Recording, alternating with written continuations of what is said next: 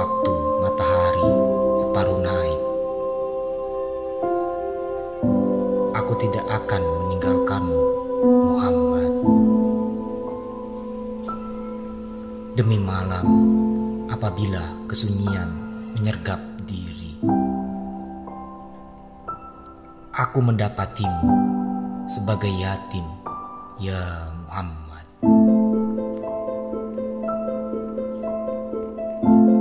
Dan atas nama surah ini, sesungguhnya cahayaku memayungimu dimanapun kau berada. Kau tahu, saat waktu matahari sepenggalan naik, aku berfirman kepadamu. Aku berfirman kepadamu.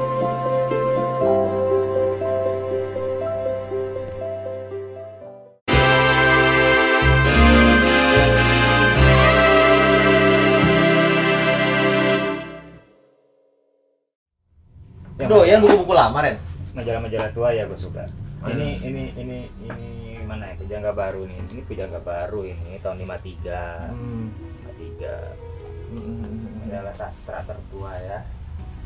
Ini kesusastraan dunia dalam terjemahan Indonesia karangan H.B. Jassin. Ini juga udah sulit dicarinya buku ini.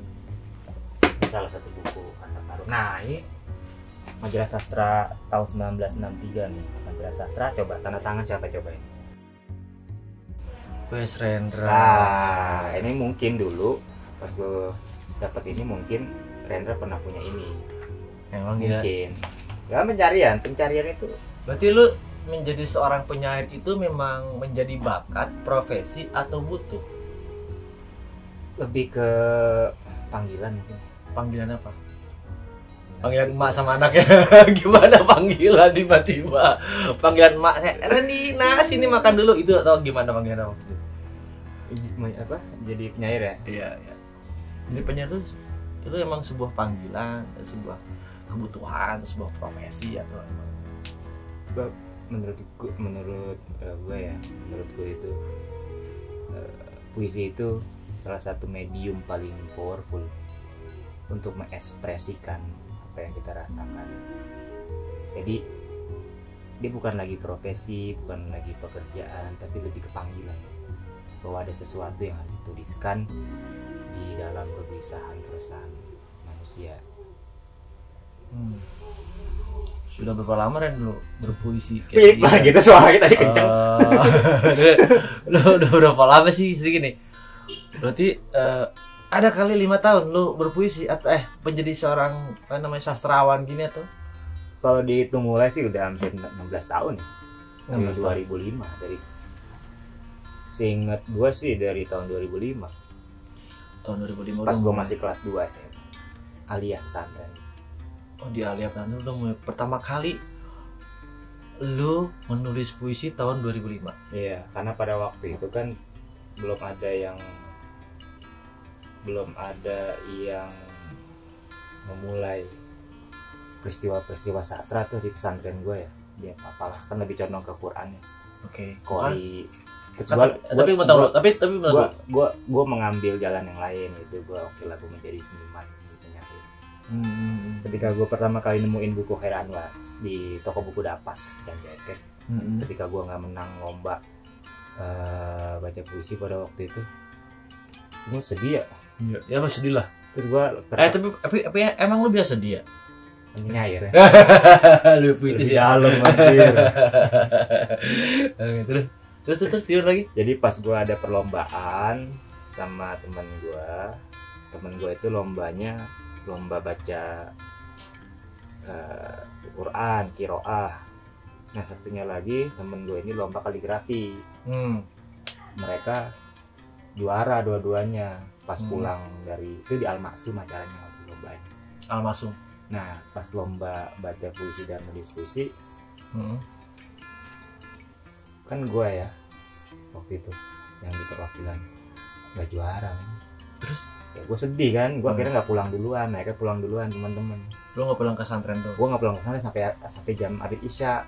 Itu kelas 1 mau menuju kelas 2. Kan gue di sana kan udah ditunggu-tunggu kan, wah ini pasti menang gitu. Akhirnya yang menang ya Al-Maksum waktu itu, tuan rumah. Akhirnya gue melarikan diri ke toko buku Dapas, sekarang masih ada, itu toko buku paling legenda bagi gue. Setelah itu gue kesana beli buku. Nah, gue baca buku puisi itu judulnya Aku Ini Bintang Jalan kayak Anwar. Iya.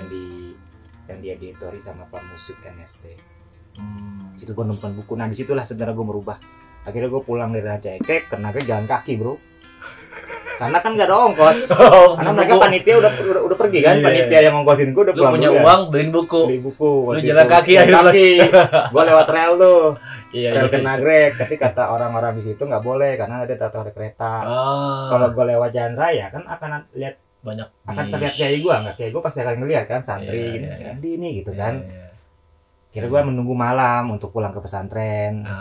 Disitulah sebenarnya, tapi tahun berikutnya gue juara di situ. Setelah berikutnya ya, setelah gue melatih terus nulis saja, orang-orang melatih ngaji, kiroah, gue malah puisi dan gue bikin komunitas di situ, koloni.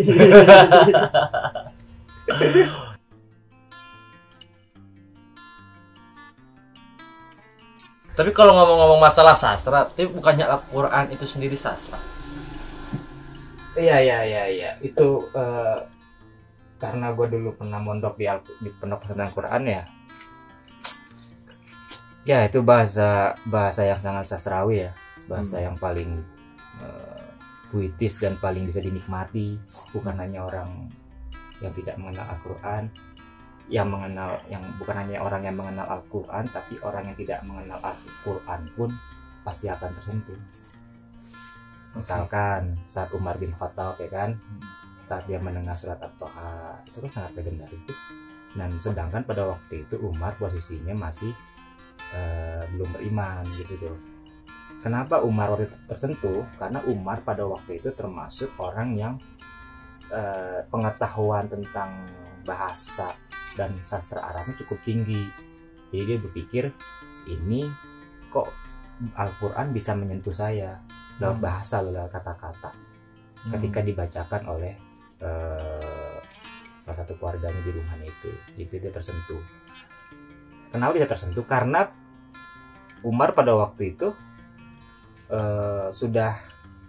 jadi dia udah dihafal di luar kepala tuh, dia menghafal syair-syair banyak karena kan bangsa Arab itu bangsa yang terkenal bersyair. Di Umar tersentuh, wah ini buatan manusia bukan? Pasti ini bukan buatan manusia.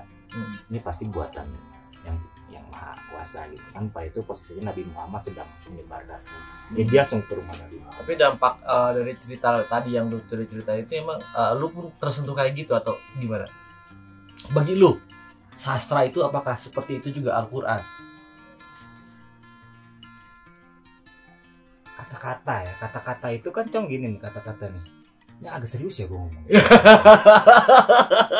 Gak apa-apa, gue gak salahnya. Tadi gue mau bercerita. Tadi tuh gue tuh dari ngeliatin gini loh. Itu ada Al-Quran di situ. Al-Quran. Gue selalu kemana-mana bawa ini man. Makanya gue katanya kenapa tadi ketika tulis sastra, kayaknya lu emang lagi ini ya. Lu kayaknya lagi bikin puisi atau gimana tentang Al-Quran atau gimana sih Ren? Hah?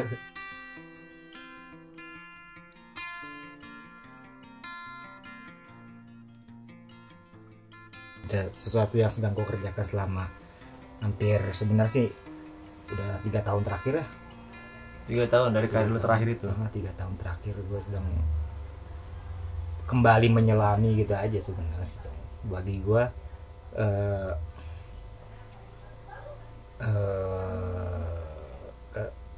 Al-Quran ini termasuk yang cukup menginspirasi ya. Karena kan kata-katanya puitis. Dan setiap ayat yang ada di Al-Quran, setiap ayatnya itu bisa menyentuh gue secara pribadi sih, walaupun gue nggak pernah ngomong ke yang lain. Jadi diem.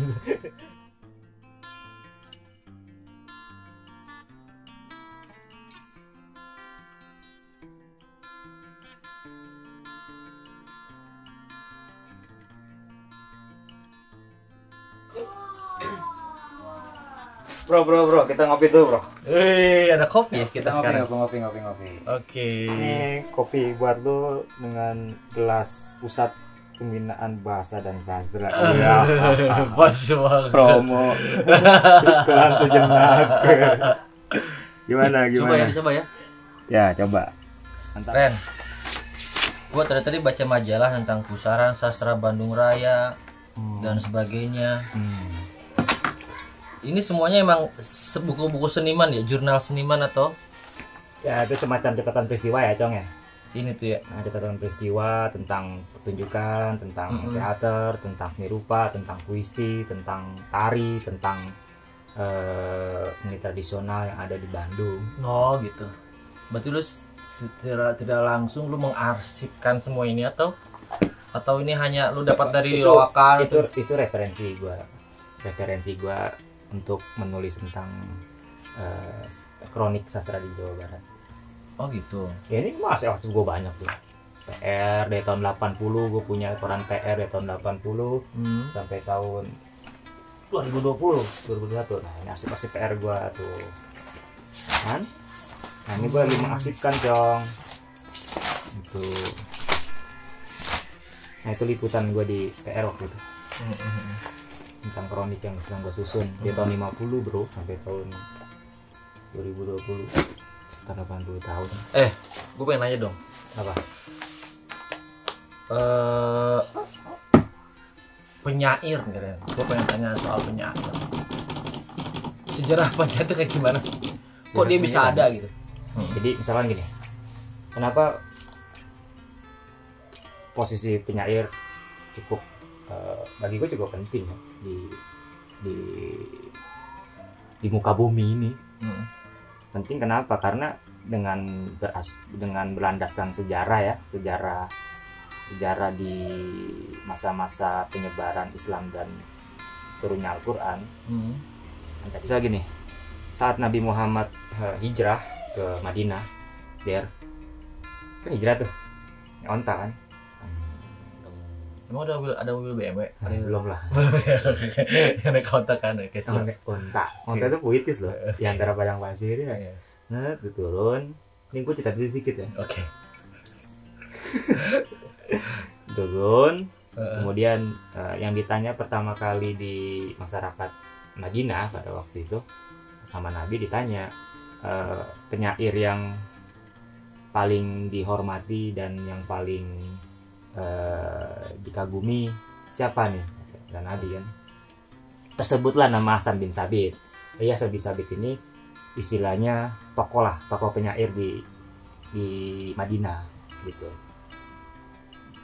Si Hasan bin Sabit ini kemudian dipanggil sama Nabi. Panggil penyair loh itu. Jadi Nabi langsung bertanya, siapa penyair yang ada di Madinah? Langsung bertanya itu. Alasannya apa? Tunggu dulu. Lalu Nabi berpesan, kita akan bangun Masjid Nabawi kan akhirnya, Masjid Nabawi ya. Kemudian menjadi Masjid Nabawi.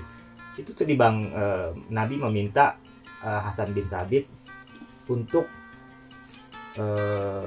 bersiar lewat syair.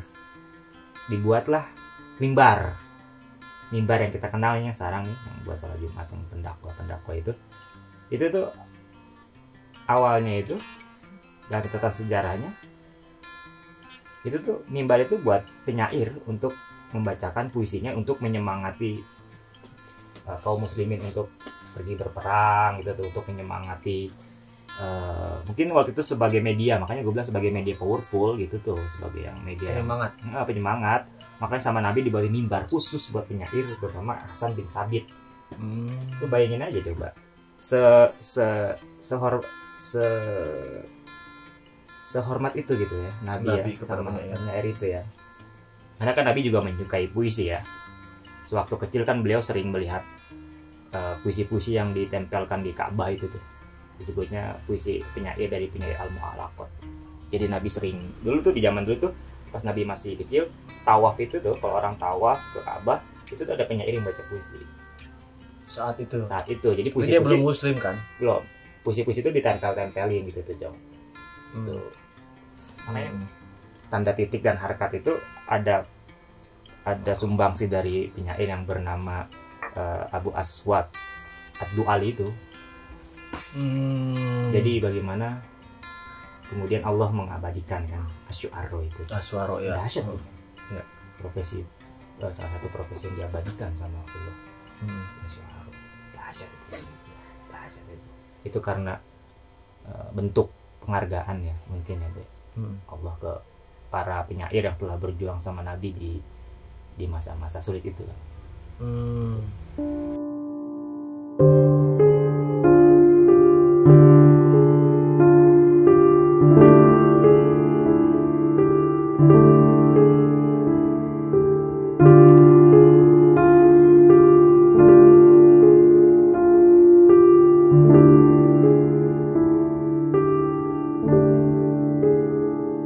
Pada saat itu, pada zaman Nabi atau zaman Rasul itu masih ada dan penyair itu memiliki tempat sebagai penasehat ya kan? Ya mungkin sebegitulah bahasanya. Sebagai penasehat.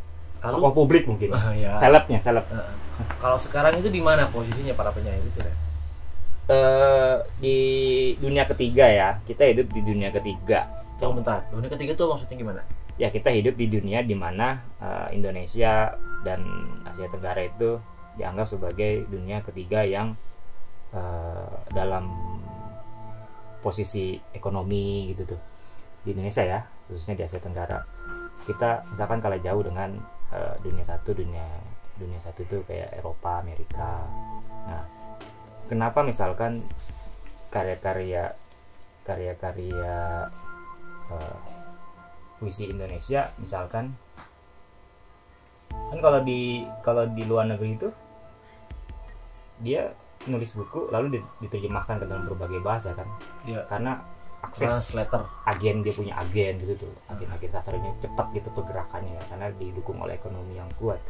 Kalau di kita kan kita harus darah-darah ya berjuang ya menerbitkan buku terus mencari pembaca, apalagi dalam posisi yang dimana buku puisi pembacanya harus yang benar-benar suka gitu. Tapi sekarang menarik posisi penyair di era milenial itu menarik bagi gua karena apa? Misalkan gini, gua pernah meriksa kecil-kecilan ya. Puisi sekarang sebenarnya posisi penyasar ini karena diuntungkan oleh media sosial, terutama Instagram, Twitter. Kenapa coba? Misalkan dulu cek aja tagar puisi yang ada di Instagram itu sampai 2 jutaan. Tagar ini hampir sama dengan tagar Pak Jokowi, tagar Prabowo, hampir seimbang loh tagar puisi itu. Kenapa? Karena itu menjadi salah satu media masyarakat khususnya netizen untuk mengungkapkan perasaannya. Ditambah dengan adanya media sosial, jadi makanya gue bilang penyair hari ini tuh seperti menemukan marwahnya ya. Jadi puisi-puisi yang dulunya sudah tidak dikenal diangkat lagi di kutipan-kutipan WA status, di kutipan-kutipan Instagram. Itu quote apa? Bisa quote, bagi mereka quote, tapi kan itu sesuai dengan apa yang mereka rasakan. Puisi-puisi Wes Rendra kemudian banyak ditagarkan, Sutar Sitomorang, Khairul Anwar, apalagi Joko Pinurbo, Safari Djoko Damono, Jamjam Nur, itu justru membuat puisi mendapatkan peluang besar untuk pembacanya gitu tuh. Jadi puisi itu peluangnya lebih besar ya hadir di sekarang. Timbang dulu ya cuman ada media-media kertas, cetak. Puisi hari ini mendapatkan rumahnya. Diperhati semacam perayaan ya. Tapi itu profesi atau bukan sih kalau sekarang? Oh itu bisa sedikit ada subjektif ya, kadang ada yang menyebut profesi, tapi ada juga yang menyebut itu sebagai hobi ya. Ini bagi gue panggilan sih. Karena kan kalau menjalani, tapi itu bisa menghidupi. Tergantung ya, tergantung itu. Tergantung gimana nih? Misalnya gini, kalau misalkan lu telah memilih jalan yang lu udah yakini itu bisa membawa kemaslahatan ya, apa lu mencari materi bebas lah itu. Tapi bagi gue puisi-puisi yang gue tulis ini semoga kelak bisa mewakili aja perasaan-perasaan orang-orang yang ada di sekitar kita gitu, lingkungan. Niatnya kan itu. Kalau niat yang lain gue nggak akan bisa hidup dengan menulis puisi lalu tiba-tiba materi gitu ya dapat, nggak, sulit itu. Lu harus mempunyai keikhlasan yang tak berwaktu itu. Keikhlasan yang tak berwaktu. Kalau kata Acep ada satu kodamnya puisi. Misalkan kayak Anwar itu kan sebelum meninggal itu dia meninggalkan segepok puisi membuat anaknya, namanya buat anaknya kumpulan puisi yang kelak nanti setelah dia meninggal itu puisinya itu masih dapat cuan ya, dan itu diserahkan dan itu diserahkan sama si anak yang besar, bayangkan. Tapi kan gini Ren, kalau misalkan ini itu ya gue hanya pandangan gue aja. Kalau misalkan pada saat itu Khairil Anwar menulis puisi, mungkin pada saat itu adalah di mana momennya orang-orang sedang berjuang untuk memperjuangkan kemerdekaan atau yang lain sebagainya. Oke, untuk sekarang apa yang diperjuangkan ketika orang itu harus menulis puisi? Misalnya gini, sebenarnya di Indonesia itu penyair-penyairnya menurut gue ya itu kuat-kuat. Iya. Satu, kita punya Rendra, kita punya Sudarso Temorang, kita punya Toto Sudarto Baktiar di Jawa Barat. Nah, terus kenapa puisi masih bisa ditulis hari ini? Kenapa puisi masih bisa dibaca hari ini? Karena masih punya rasa. Rasa yang pernah ada atau rasa yang pernah karena pembaca itu masih punya rasa untuk bisa tahu rasa tapi lupa wajah gimana? Gimana soal rasa itu? Kadang-kadang gue suka gini loh. Tahu rasa tapi lupa wajah gitu. Tapi pernah tahu rasanya kayak gimana. Tapi gini, Ren, maksud gue gini Ren, karena gini loh. Kalau misalkan dulu tuh ada lawannya Ren. Misalkan kalau tadi dengar cerita lu tentang Khairil Anwar, W.S. Rendra gitu. W.S. Rendra itu ada lawan, mungkin ya gue lihat ada lawannya pada saat itu. Tapi mungkin di sekarang ini lebih banyak penyair-penyair, misalkan penyair muda itu lebih mengeksplor ya bahasa. Kan bagaimana kan penyair itu sebenarnya menjaga bahasa. Ya, UNESCO misalkan itu membuat World Poetry Day Maret. Jadi Hari Puisi Dunia itu ada bulan Maret. Iya. Di Indonesia juga ada bulan puisi, Hari Puisi Nasional. Ya, itu kan hanya segelintir orang saja yang merayakan. Tapi itu salah satu bentuk penghargaan pemerintah gitu tuh, bahwa ada loh Hari Puisi gitu tuh. Tapi nggak tanggal merah kan? Enggak. Mungkin ada yang bercanda doang. Kenapa? Kayak misalkan World Theater Day misalkan. Ya, ada. Dunia memperingati teater, tapi nggak tanggal merah. Kenapa itu ya? Nggak tahu gua kebijakan tuh ya soalnya. Artinya kan ada kebutuhan lain. Tapi sekarang gini Ren. Jika pada saat kita ngebahas sedikit aja tentang misalkan W.S. Rendra, yang pada saat itu W.S. Rendra puisi sastranya memang atau karya-karya beliau itu memang sangat sangat, kalau menurut gua sih sangat dekat sekali dengan rakyat atau dengan ada orang-orang kecil atau dengan masyarakat itu ya pada umumnya. Masyarakat yang dalam karya-karya W.S. Rendra itu masyarakat yang pinggiran lah, pelacur lah, seperti misalkan yang pesan pencopet kepada istrinya itu kan, itu bagaimana seorang pencopet ingin nikahi seorang pelacur. Berarti kan sebenarnya posisi penyair pada waktu itu bukan hanya menulis puisi, tapi sebagai juru bicara rakyatnya, sebagai juru bicara masyarakatnya. Makanya gue bilang tadi ada perasaan-perasaan yang tidak bisa dituliskan sama lo, tapi dituliskan sama penyair. Jadi posisi penyair itu bukan hanya menulis puisi bagi gue, tapi sebagai juru bicara, sebagai intelektual gitu, sebagai penasehat. Sebenarnya bagus juga sih kalau penyair sekarang jadi penasehat pemerintahan misalkan ya. Tapi kan sekarang nggak ada yang emang sekarang mewakili siapa? Penyair sekarang itu punya mewakili siapa kalau gitu sekarang? Pakai diri masing-masing. Kalau kata Seno Gumiraji Dharma, beruntunglah masyarakat Indonesia, beruntunglah puisi masih bisa ditulis. Setidaknya puisi bisa menyelamatkan. Kalau puisi itu tidak bisa menyelamatkan semua orang, setidaknya dia bisa menyelamatkan dirinya sendiri.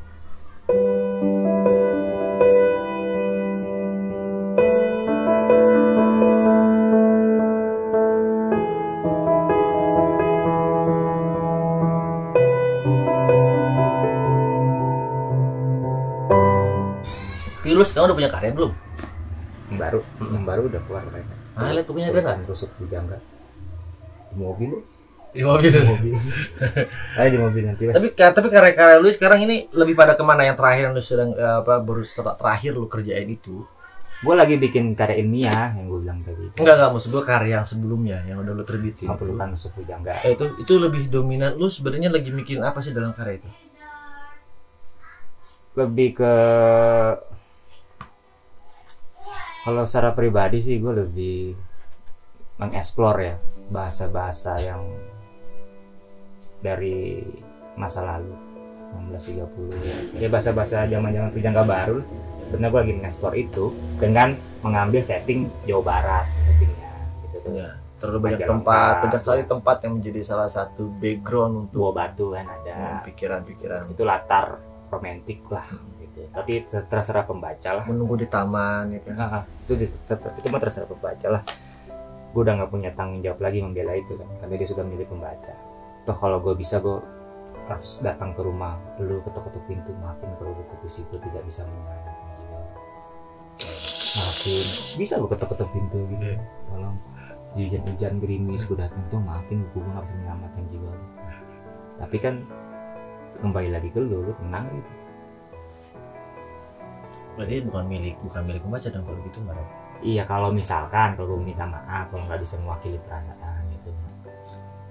Oh, berarti maksudnya adalah pemilik pembaca itu adalah bagaimana, apakah ini mewakili atau tidak, itu intinya kan? Kena nggak gitu? Iya. Gitu. Ini keberhasilannya gitu ya, kenangan puisi ke pembaca. Bukan dari segi lakunya. Aku sih laku anjir. Curhat. Kenapa ya? Lakunya laku. Gitu. Cuman ya laku. Nggak tahu ya kenapa enggaknya.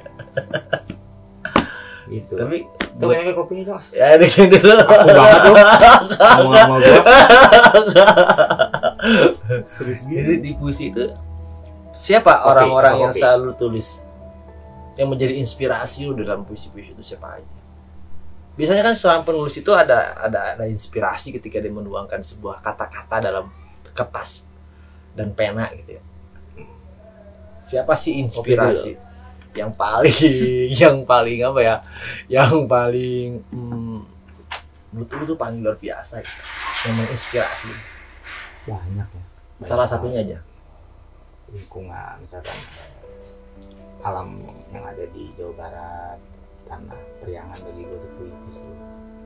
Kalau lu pergi ke Tasikmalaya lihat Galunggung, kalau lu ke Majalengka lu lihat Cermai, kalau lu datang ke Cirebon lu bisa melihat makam-makam tua yang ada di Sunan Gunung Jati. Puitis men, Jawa Barat menginspirasi tentu saja.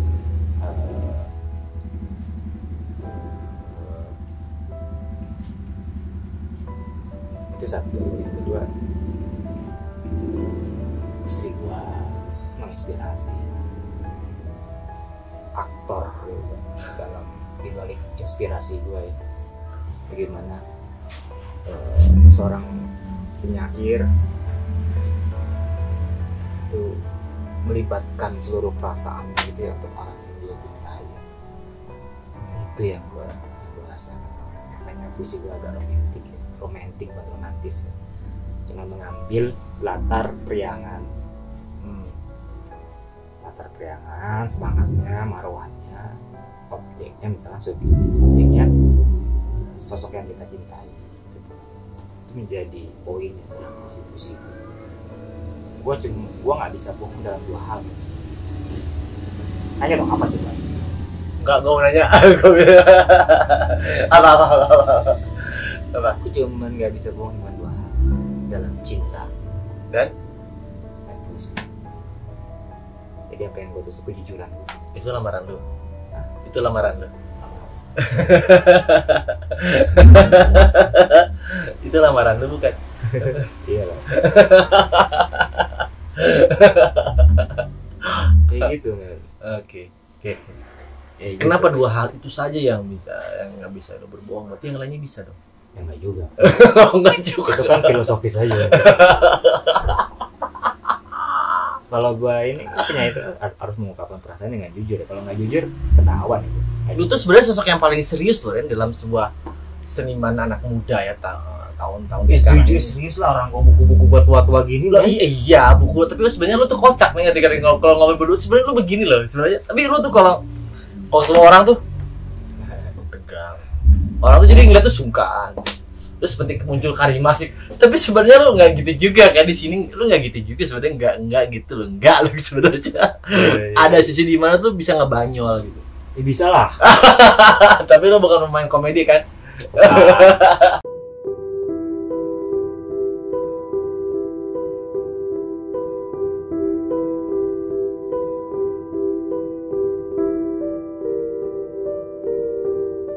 Pada saat ini lo mengamati politik gak sih?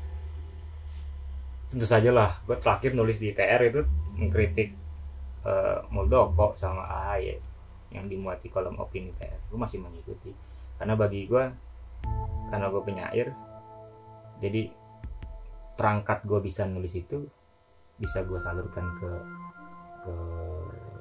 lain gitu ya, esai, artikel. Tapi yang benar-benar esainya nih esai hidup gitu ya. Esai hidup ini bisa menyoroti berbagai hal yang ada di Indonesia kan, khususnya politik gitu. Jadi selain nulis puisi, gue juga ingin memberikan pandangan gue tentang politik kita hari ini, mengikuti. Main gue mengkritik Demokrat, juga mengkritik Muldoko yang kemarin mereka itu dualisme partai itu. Mengikuti gue suka politik. Kenapa? Gue pikir seorang seniman itu tidak menyukai politik. Hanya asumsi gue aja ya. Iya, nggak ngerti juga gue kalau seniman yang nggak suka politik. Maksudnya politik dalam artian dia mengkritisi ya, mengikuti data politik kita hari ini gitu, biar kita nggak buta gitu tuh. Karena kan yang gue sebutin penyair itu, Rendra aja kan nulis esai-esai tentang politik, mengkritik. Harus ada posisi intelektual lah dalam diri penyair itu. Jadi terlihat dia terlihat pandangan dia sebenarnya tentang politik kita hari ini. Apa yang sekarang lagi lo amati persoalan politik? Sebenarnya Mbak si Abdi Sleng ya, dari seniman komisaris. Ya, dari Sleng ya, dari seniman lah ya, dari golongan seniman.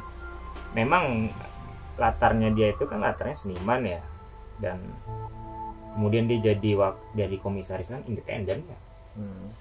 Bagi gue tidak ada masalah. Nggak ada masalah ya? Nggak ada masalah. Kalau kan dia belum bekerja, Cong. Oke. Ngapain kita mengkritik orang yang belum bekerja? Itu baru hanya calon. Sudah jadi komisaris. Tapi sudah. kan dia isunya kan ini banyak lah. Tapi kan kita ngelihatnya nggak gitu juga. Dia belum bekerja. Okay. Kalau bekerjanya nggak benar ya kita kritik. Kenapa kita harus kritik? Cuma gara-gara dia seniman musik ya. Siapa tahu dengan dia jadi komisaris bisa mengangkat derajat teman-teman di musik ya. Bahwa selama ini musisi misalkan nggak di seniman ya khususnya nggak dilihat, tapi tiba-tiba ada Abdi yang kemudian jadi komisaris. Terus keren lah. Tapi kan kalau kita ngelihatnya dengan kacamata yang terbuka ya, yang kacamata kuda, tapi gue fine aja, nggak ada masalah anjir. Nggak ada masalah, apa yang mau diributkan, dia belum bekerja ya. Kecuali nggak benar kerjanya baru dikritik, itu mah rizki aja dapat. Benar ya, yang penting kalau udah bekerja dan kerjanya nggak benar baru kritik ya. Kritik belum bekerja gimana bisa kritik? Iya sih.